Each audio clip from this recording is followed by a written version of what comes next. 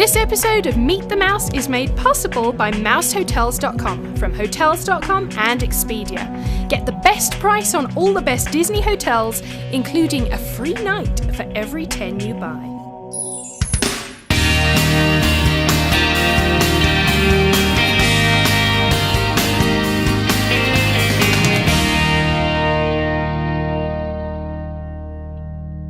Here you leave today and enter the world of yesterday, tomorrow, and fantasy.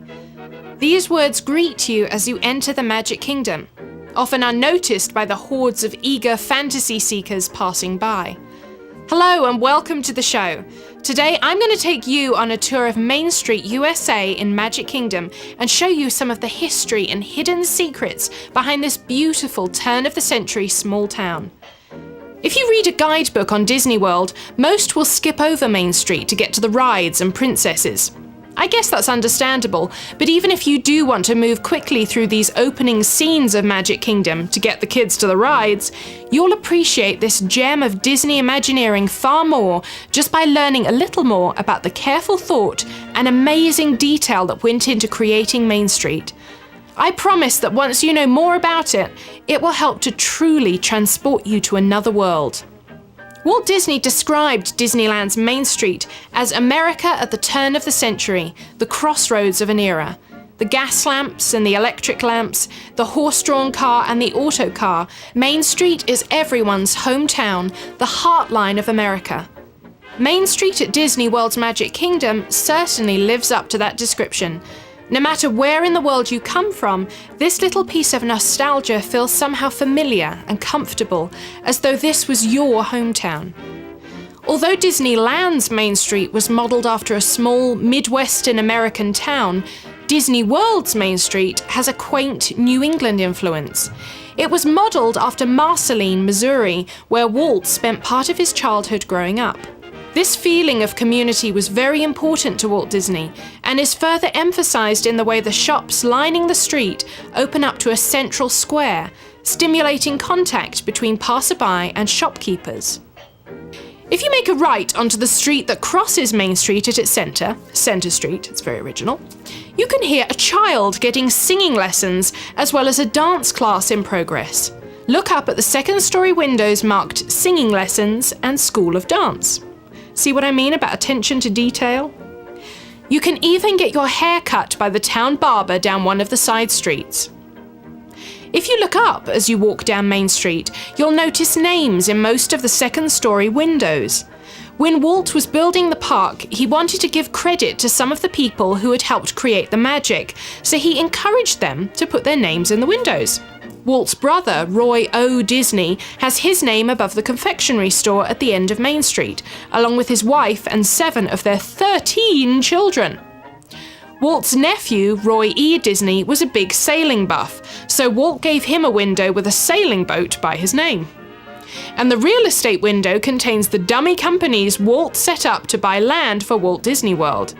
One of these companies was called MT Lot. Yes, that was the actual name of the company. Interestingly, a Miami reporter investigated the company and found that the owner of MT Lot Realty was none other than Mrs. Minnie Mouse. You can't make this stuff up. Walt just managed to buy the land he needed for Walt Disney World before word leaked out that it was him buying it. And as soon as that happened, the price of land in the area skyrocketed. He bought his first acre of land for $80 and his last for $80,000. Quite a difference. Walt Disney himself has his name at the very end of Main Street facing Cinderella's castle in one of the windows above the ice cream shop, for the simple reason that ice cream was Walt's favourite dessert. Well, that's a good enough reason for me. As you walk down Main Street towards Cinderella's castle, notice how the architecture begins to change and becomes almost a travel through time. Notice too the board at the northern end of Main Street that tells you the wait times for rides. It's changed manually, with a wooden slat design evocative of a turn-of-the-century fairground. Elsewhere in the park, these display boards are digital. So Disney Imagineers put incredible attention to detail into creating this little piece of nostalgic America. The next time you take a stroll down Main Street, Slow down and enjoy the countless details and love that went into creating this sentimental masterpiece. Have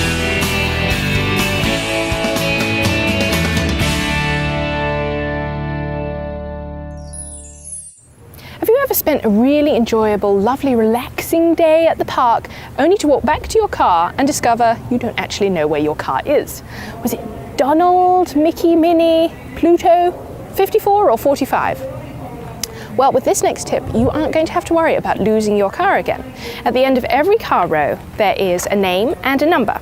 And all you have to do is whip out your phone, your camera phone, or your camera, and take a photo of that name and number at the end of your row. Then at the end of the day, you just look up that picture and you can find exactly where you were parked and go right back to it without having to worry about hordes of squawking children getting worked up because they're having to walk around and around an enormous parking lot trying to find your car. So I hope you enjoyed that tip. It's certainly one that saved the day for me many times over.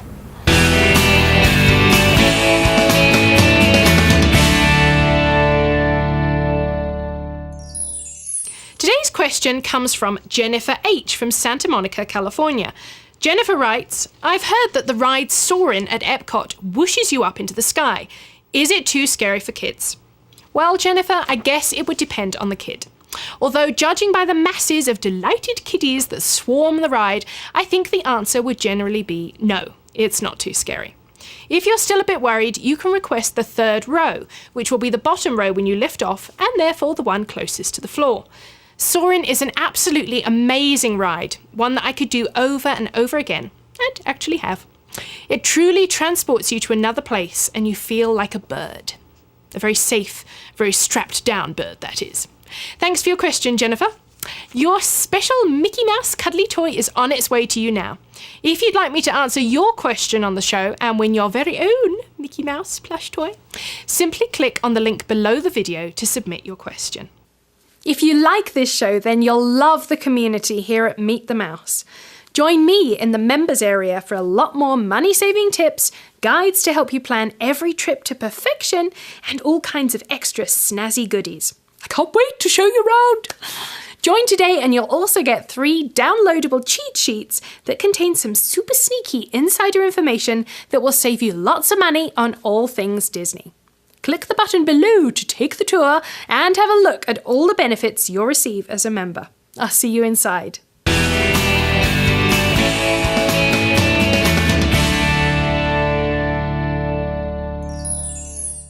Why am I staring at a trash can, I hear you say?